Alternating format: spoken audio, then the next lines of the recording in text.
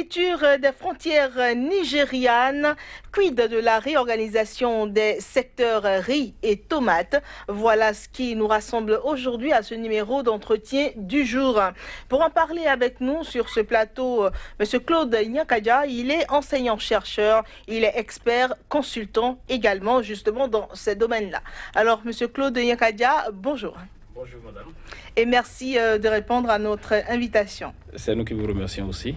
Justement, nous sommes là pour parler d'un sujet qui nous tracasse tous, d'un sujet qui a fait bouger quand même l'Afrique de l'Ouest, plus précisément le peuple béninois et nigérien également. Cela est arrivé déjà depuis le 20 août. Le temps commence à couler, à s'écouler, parce que là, on a passé 2 mois et pratiquement on a entamé le 3e avec les fermetures du Nigeria, avec le Bénin fermé. Alors, vous êtes du secteur riz, également tomates. On aimerait bien avoir avec vous le point de la situation aujourd'hui, pratiquement des mois après la fermeture de ces frontières-là. Ok, merci. En parlant du point de la situation, d'abord, je rassure que je ne serai pas dans cette folie des valeurs ou bien des chiffres, mais tout le monde voit aujourd'hui qu'après la fermeture de ces frontières-là, nous avons un grand problème au niveau de nos producteurs. Les récoltes qui traînent dans les rues, les récoltes qui traînent encore dans les champs. Et donc, aujourd'hui, les producteurs ont sous les bras les fruits de leur production qu'ils n'arrivent donc pas à écouler. Bien sûr, les producteurs de riz comme les producteurs de tomates. Alors aujourd'hui, voilà donc cette grande question. Comment il faut faire pour pouvoir écouler les produits? Parce que si ces producteurs n'arrivent pas à écouler, ils ne sont pas motivés à reprendre la campagne.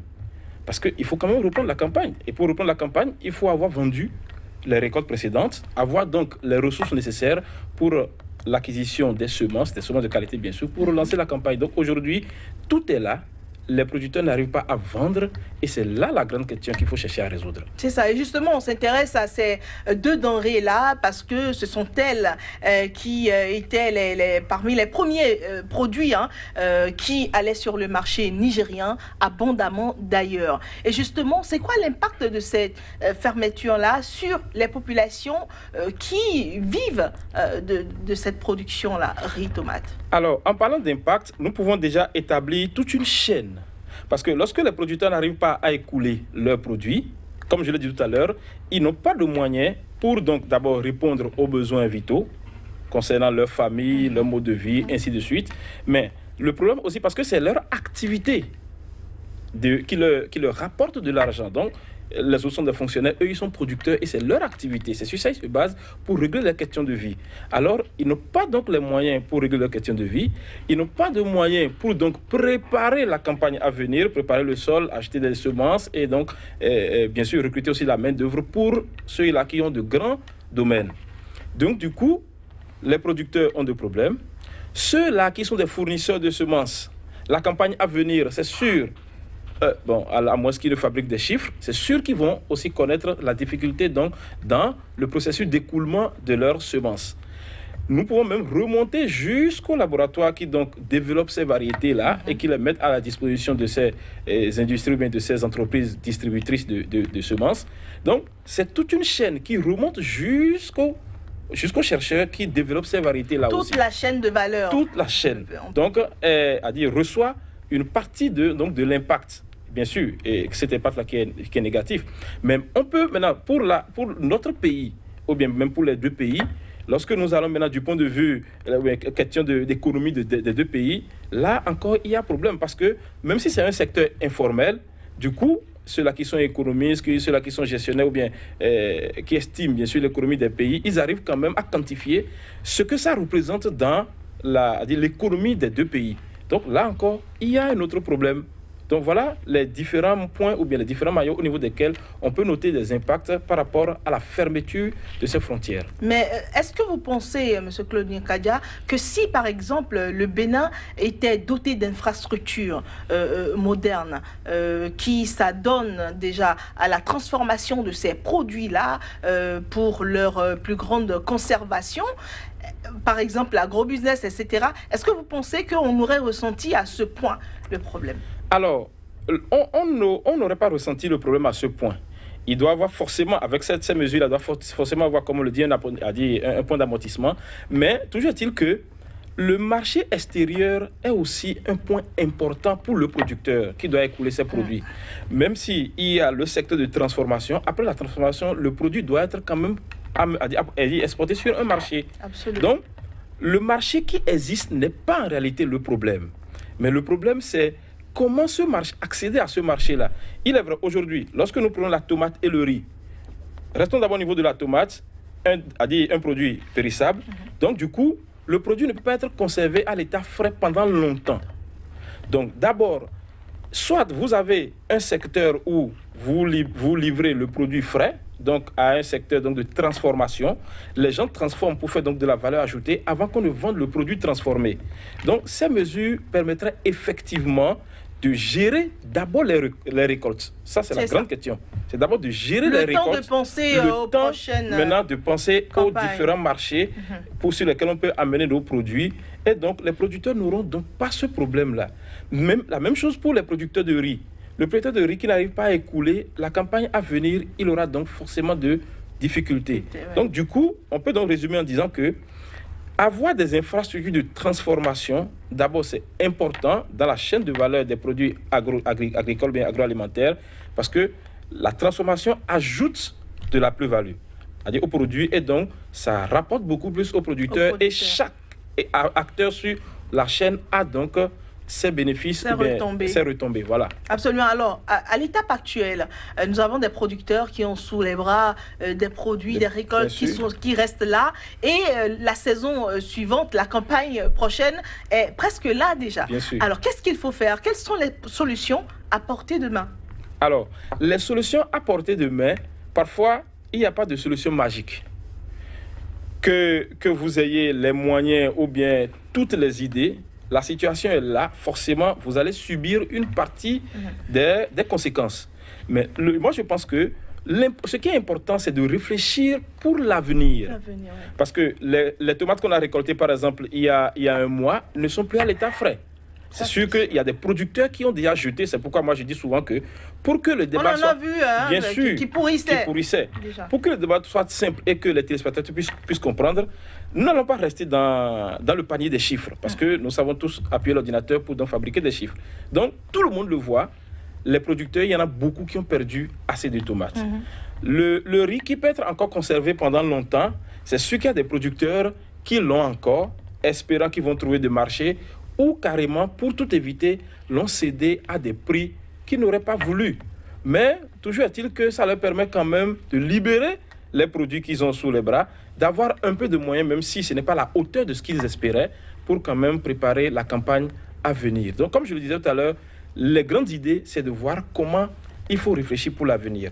Premièrement, en réfléchissant sur, d'abord, les variétés que nous allons proposer à nos producteurs. Parce qu'il y a beaucoup de variétés, quand je prends le Rier 841, l'Erika 4, il y a beaucoup de variétés qui sont développées, mais testées. dont on ne fait pas la promotion, malheureusement. Oui, ça c'est vrai, dont on ne fait pas la promotion, malheureusement. Et c'est là, toujours la grande question, l'accompagnement des décideurs politiques qui doit suivre déjà les travaux, les efforts des chercheurs. Les chercheurs qui, s'ils développent, c'est toujours le ministère public, le ministère de l'Agriculture, bien sûr, qui se charge donc de la vulgarisation. Ça, les rôles sont toujours séparés. Même chose pour la tomate. Même pour la tomate, il y a la variété Cobra 26, par exemple, qui est vraiment dure. Et donc, ça règle un petit problème de conservation post-récolte, oui. Mais toujours est-il que nous avons, moi je le dis toujours, des variétés locales qui sont meilleures.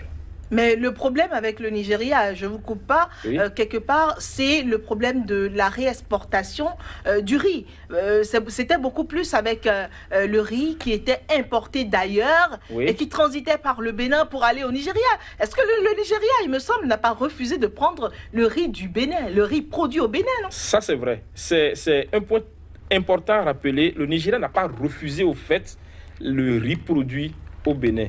Je crois que si je suis dans la logique des choses, le Nigeria pose juste un problème de formalisation des échanges entre les deux pays. Je crois que ceux qui voyagent traversent toujours la frontière. Si vous avez vos papiers, si vous avez des colis qui sont En tout cas, Dans qu'il y ait les normes, dans les oui. normes, vous avez bien dédouané, ou bien c'est les produits alimentaires, vous avez les certificats phytosanitaires et autres. Je crois que ça passe toujours. Maintenant, le commerçant qui veut toujours avoir de profit, c'est là le problème. Et il faut rappeler que souvent, tout de suite, nous avons un œil peut-être sur, ou bien nous jetons le regard peut-être sur les producteurs, mais attention, sur la chaîne, il y a d'autres acteurs qui sont les grossistes qui, je ne vais pas jeter à dire la cause, mais sur une catégorie, mais il y a des grossistes qui font le tour au niveau des producteurs, et là encore, comment ils achètent? Comme les gens aiment le dire, c'est des gens qui vont gruger les producteurs pour acheter parce que le marché Nigeria du Nigeria est intéressant. Donc là aussi, il ne faut pas oublier. Ce qui veut dire que dans l'organisation qu'il faut, il est vrai, il y a des organisations paysannes, mais là encore, comment? C'est comme un ami qui dit toujours que lui pense que les organisations paysannes, c'est encore comme les partis politiques, où les producteurs sont ensemble, mais en réalité, c'est chacun qui se débrouille pour vendre son produit. Juste peut-être parce que parfois, ils participent aux réunions quand il y a des formations, ils font des mutualisations et des échanges de techniques de production, mais ça s'arrête là. Mais comment faire l'acquisition des semences, comment vendre le produit chez chacun qui se débrouille pour trouver son marché nigérian, ou bien selon le grossiste avec qui il a affaire. Donc, il y a une organisation qui est nécessaire.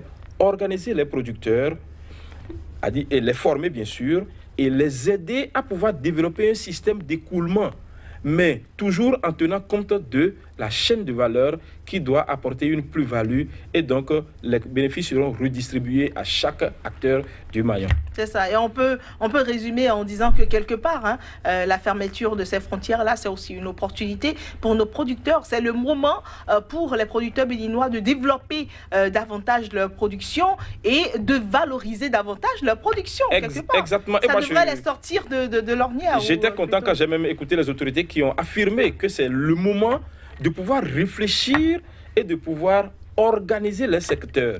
Effectivement, je crois que tous ceux qui comprennent la situation doivent dire attention, on bénisse peut-être cette décision. Ce n'est pas que elle nous rend cette situation.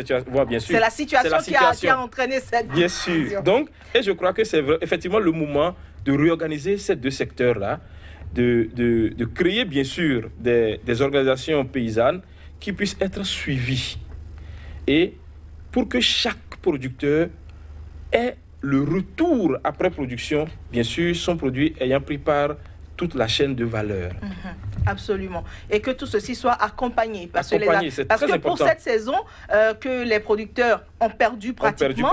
Ils ont eu à faire des crédits, ils se sont endettés. Et donc, on ne peut pas leur dire, trouver encore les moyens pour réfléchir, pour relancer, etc. Il faut forcément, à présent, un accompagnement pour les relancer. Forcément. Merci beaucoup, M. Claude Yankadia. Je rappelle, vous êtes enseignant-chercheur, vous êtes expert consultant également. Avec vous, nous sommes revenus sur la fermeture des frontières nigérianes, quid de la réorganisation des secteurs riz et tomates. Merci d'avoir répondu à nos questions. Merci à vous aussi. C'est la fin donc de votre entretien du jour. Ravi de vous l'avoir présenté. Prenez soin de vous. À la prochaine.